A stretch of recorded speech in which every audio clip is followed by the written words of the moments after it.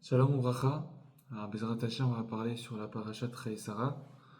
Donc, on sait que on dit Chayei Sarah parce que Sarah, elle est décédée à ce moment-là.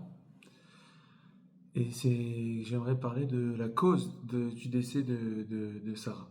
Donc, Rashi, sur place, au moment où on dit qu'Abraham, il va euh, l'endeuiller, prendre le deuil sur lui, Rashi, il explique que la raison pour laquelle Sarah est décédée, c'est parce qu'elle a vu Yitzhak Kimhat Shelo Nishrat.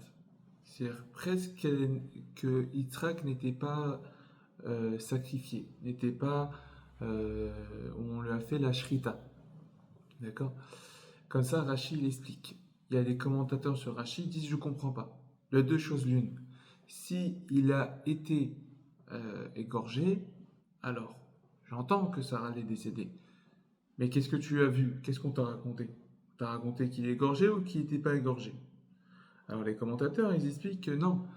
Au moment où on racontait à Sarah qu'est-ce qui s'est passé avec Yitzhak, elle s'est projetée directement qu'il a été égorgé. Au moment où on a dit, voilà, ils l'ont mis sur la table, ils l'ont ligoté, et Abraham était prêt à prendre le couteau.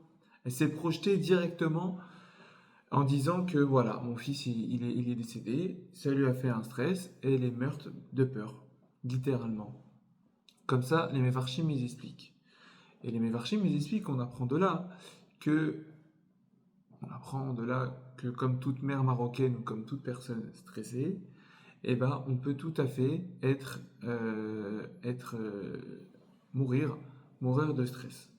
Parce qu'on va s'effrayer plus que la réalité. C'est un point très important. Là, on parle d'un point de projection et c'est surtout un point d'imagination que Sarah, notre mère, a eu. Et il faut apprendre de nos matriarches de telle sorte à ne pas pouvoir faire la même erreur. C'est pour ça que j'ai écrit un PDF avec plusieurs sources qui expliquent quelle est cette faculté d'imagination. En vidéo, je serai beaucoup plus concis, beaucoup moins dans la profondeur. Mais en tout cas, c'est important de souligner un point qui est l'imagination. L'imagination, on va croire que c'est juste une notion philosophique. Pas du tout. C'est une notion qui est très réelle. C'est une notion qui est utilisée tous les jours. Et c'est pour ça qu'il faut la comprendre. Alors, a priori, l'imagination, c'est quoi? C'est d'être capable de mélanger notre réalité et d'en créer une réalité illusoire.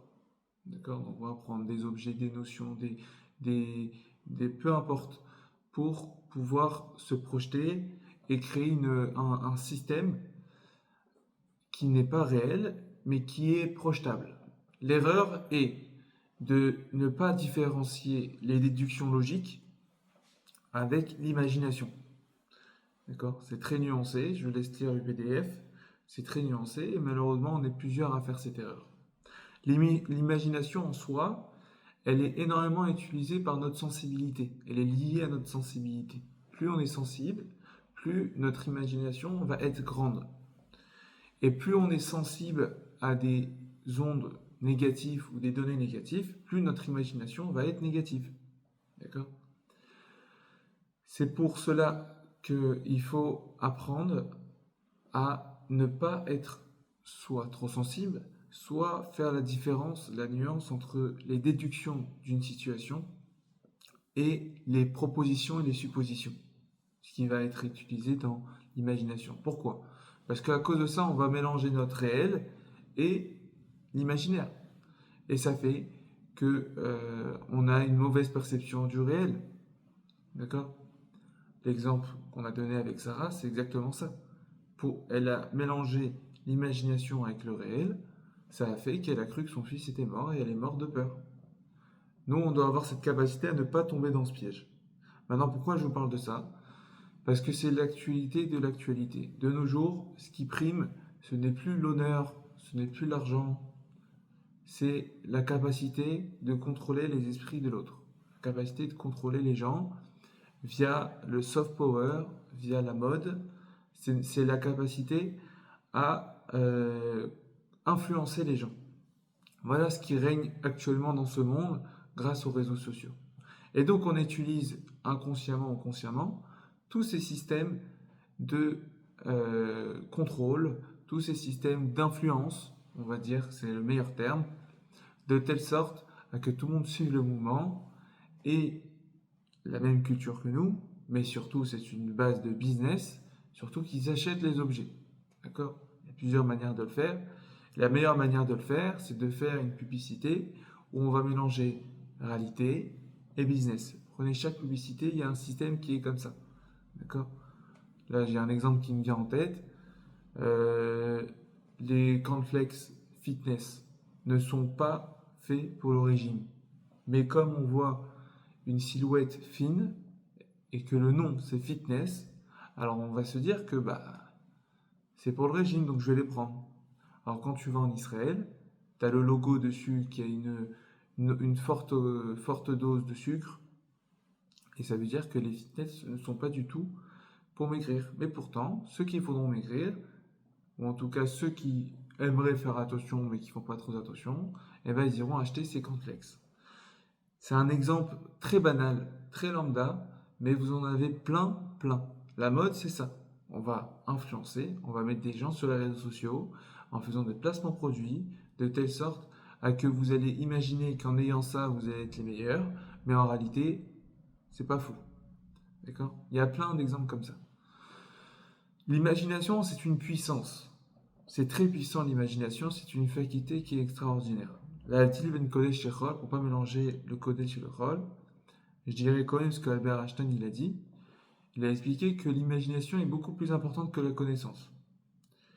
Grâce à l'imagination, on peut élaborer des plans, on peut élaborer des solutions à des problèmes. Et c'est la réalité des choses. L'imagination est un point très important dans l'élaboration d'un système. Albert Einstein, plein de son travail, a été fait parce qu'il imaginait l'histoire et qu'il a essayé, en supposant, il a confirmé ses suppositions. D'accord? Mais il s'est imaginé des choses. D'accord? La théorie des cordes, tout ça, c'est des systèmes où on peut pas le démontrer de la base. C'est une supposition et je vais essayer de démontrer ça. Si ça marche, ça marche. Si ça marche pas, ça marche pas. C'est ce que Albert Einstein il a fait. Pareil dans l'étude de la Torah, quand on étudie, on est beaucoup dans la projection, dans le sens que, en fonction de ces données-là, qu'est-ce qu'on aurait pu donner comme avis, qu'est-ce qu'aurait été la halakha. Si on enlève cette donnée, qu'est-ce qui se passe? On est très dans cette, position de projection avec des tirés et nous, la réalité en face. Et le gros souci, c'est de ne pas avoir la capacité de dire, voilà, les déductions fiables, c'est cela. Donc je suis sûr que le chemin, c'est gauche, droite, et on arrive ici. Mais les suppositions, il faut avoir la capacité de dire, c'est possible que ça va tendre plus vers la gauche, c'est possible que ça va tendre plus.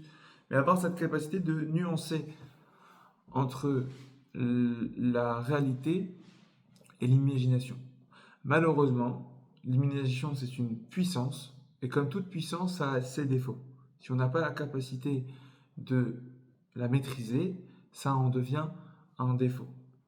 L'imagination est beaucoup dit dans le Moussa, donc dans l'éthique juive et dans tout ce qui fait le travail de nos vertus, est totalement Yetzirara. Comme ça, ils expliquent les commentateurs, ils expliquent que l'imagination, c'est l'outil de notre mauvais penchant.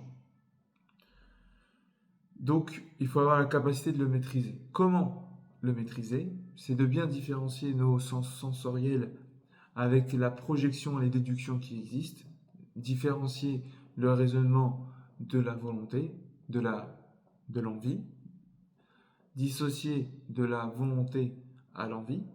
Ça va être les capacités à ne plus tomber dans ce piège-là. Mais surtout, comment on fait? C'est en s'entraînant et en étant solide sur nos convictions. Et la meilleure manière de le faire, c'est via l'étude de la Torah. Il faut étudier.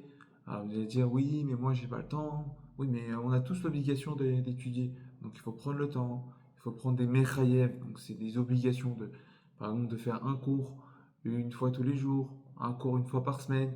Si on a du mal à